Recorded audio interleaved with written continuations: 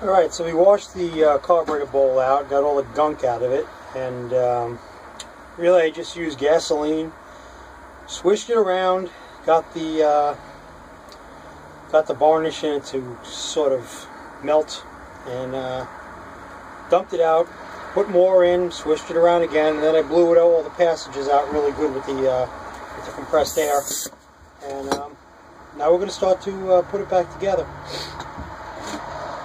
I didn't have to use anything fancy on it, no carburetor cleaner or anything like that. You don't really need it, because when gasoline turns to varnish, gasoline is made out of a lot of different components, and the lighter ones evaporate, and the heavier ones remain behind, and they become that thick, gooey crud that you get inside the carburetors. So all you really got to do is put gasoline in there, and it kind of redissolves the varnish back into the gasoline, and you can dump it out. Nothing fancy, quick and dirty. Clean it out, dump it out, and it's good. Blow all the air passages out. That's really important. Get it really clean. You don't want to leave any crud behind that plugs up a jet after you're all done. So you're going to start putting the jets back in. I blew them out before with the air compressor. They just drop right in, just like that. Screwdriver. Tighten them back up.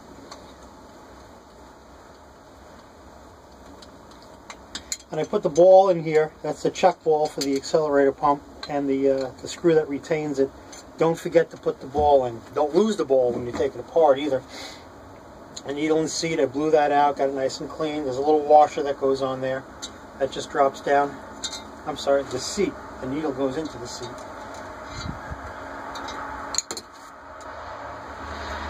A little easier with the pliers. Lost the washer.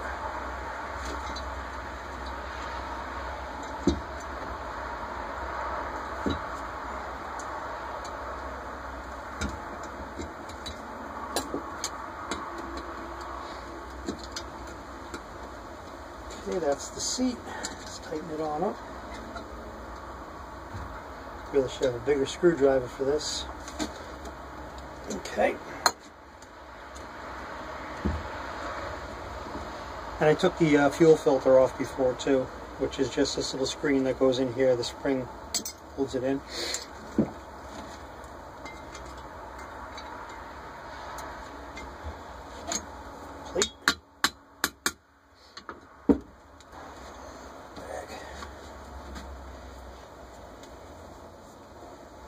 Again, just make sure it's nice and clean. We're not going to put a carburetor kit in there. There's nothing really wrong with the seals or anything in it. Just got to clean it up. That's all. Get the crud out of the holes. Alright, next we're going to put the float assembly together with the needle and seat. Now, the seat is that gold thing we already screwed in previously. The needle hangs on the float assembly like that. Pin goes through just like that. It drops down inside the seat, and the pin drops in that little groove there. Oops. There we go. No, not quite right.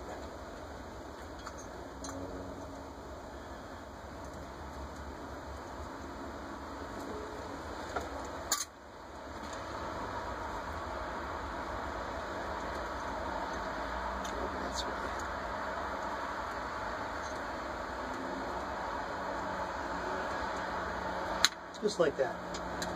And it actuates like that. Okay, now the power valve. The spring on the power valve is a big side, and there's a small side on the spring. It's slightly bigger.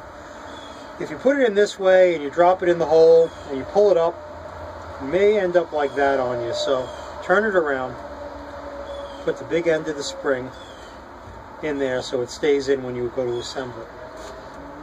Now that just drops down in here. Be careful with the needles. And the needles will go inside the primary main jets. That, you hold it down. Then there's this little round piece here. That will retain it. Just take a screwdriver, push it down.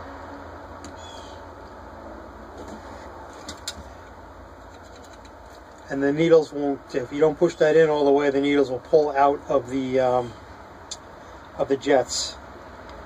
So just like that. And then this baffle goes on. I think this prevents the fuel from, when it comes into the carburetor, from sloshing around inside the carburetor. And that just drops in like that. And that's it. Now we're ready to put the top cover on, but first we got to clean this out. And the accelerator pump over here is stuck. See, it doesn't want to move. So we're going to have to take this apart and clean that up as well. And then we'll get this cover on. Alright, made a bit of a mistake. That went a little easier than I thought. And now I remember why. Like I said, it's been a while since I did one of these. These needles have to go through the gasket first. Like that. On the bottom side. Now, to hold the gasket, this hole over here should be in your right hand. And that's correct. Don't put it in the other way because it's a pain to get in. And then you're only going to have to take it out and flip it around. But there's a little cut in the gasket. I don't know if you can see that split there. That cut allows you to get this thing fed through. And then also make sure that the springs are hooking to the top of these horns. There's a, I don't know if you can see that either. They're kind of tiny. These little springs here, they hook onto these needles. And once you have that, then you can drop it in. And with the gasket on. Makes it a little hard to get the needles now into the jets, but you can do it. Carburetor sits on those pins there. Again, the hole for the accelerator pump has to be over where the accelerator pump goes.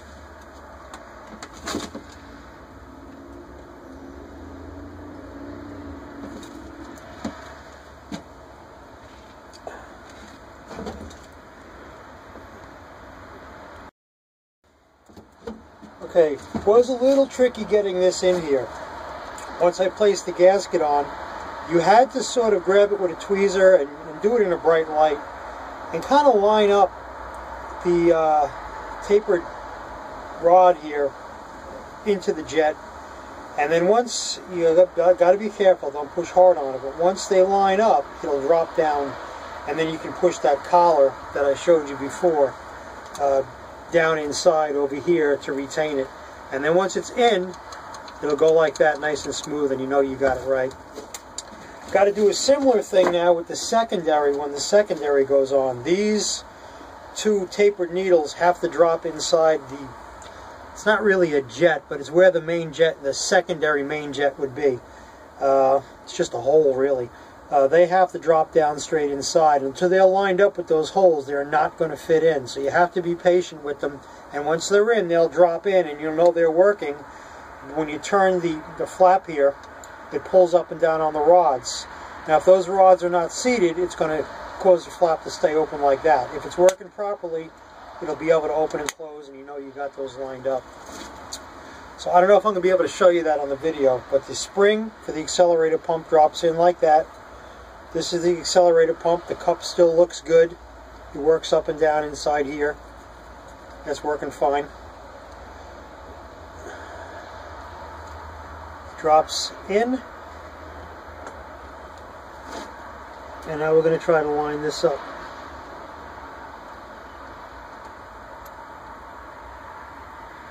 Bit of pain to put these back together. It's not like a holly, that's for sure.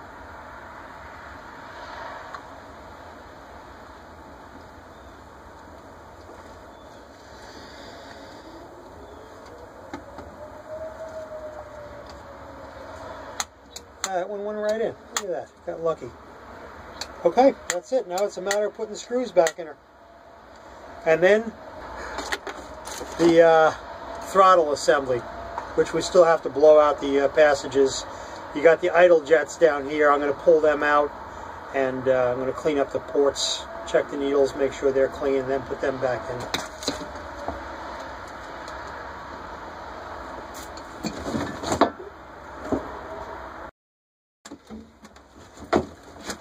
Okay, let's start putting the screws back in this. Start with this one inside here.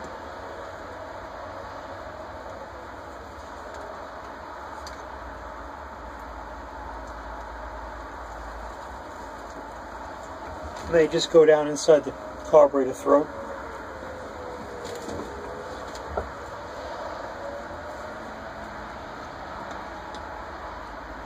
Now remember, these long ones went in the back.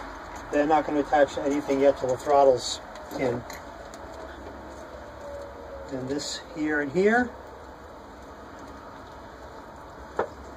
The one in the front with the tag.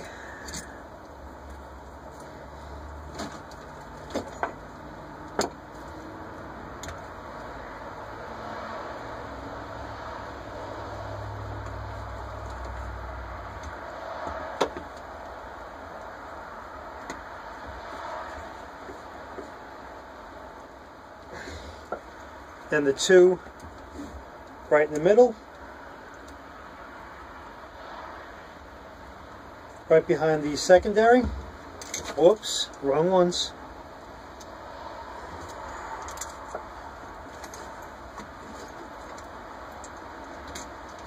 The Phillips go on the bottom to hold the throttle in.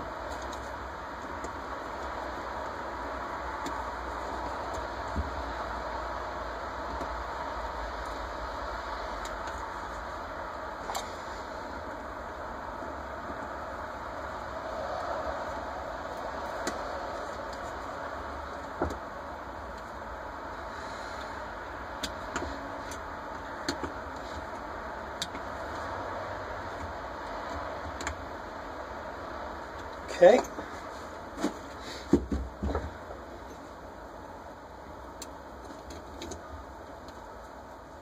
Oops. Oh, I had it right.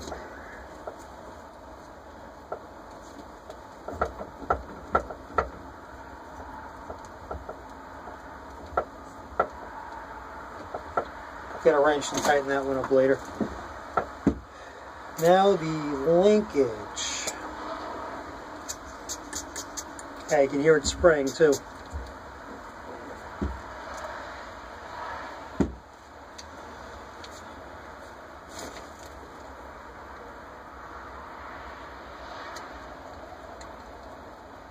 Choke plate. Now this drops down inside, and then there's a little, after this goes in, there's a little clip that goes on there. The choke plate goes on, we're still going to clean that up. Put two screws in to hold the plate on, and this just drops down inside, and then we got this dash pod here and other linkage that we're going to hook up. That's pretty self-explanatory.